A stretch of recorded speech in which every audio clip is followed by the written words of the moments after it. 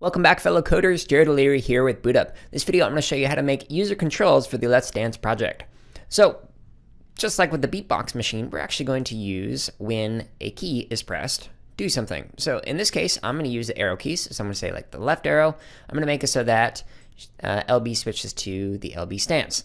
And when I take that pattern and apply it to different keys, I can make it so that I can control the dancer using the different arrow keys or whatever keys I want. So for instance, when I press the up arrow, does this, right arrow, down arrow, and left arrow.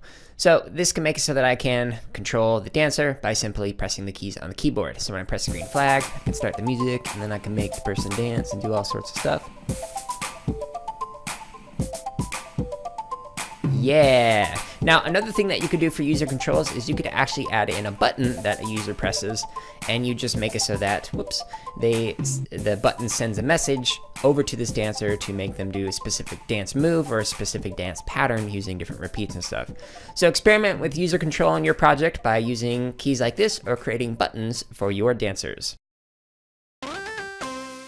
Hey everyone, if you're watching this on YouTube, go ahead and like, comment, and subscribe. If you're not watching us on YouTube, you can find us on that platform as well as other social media outlets by searching for BootUp PD. And if you're looking for more free lessons, projects, and resources for teachers and students, visit us at bootuppd.org, where you can also learn about our high-quality professional development.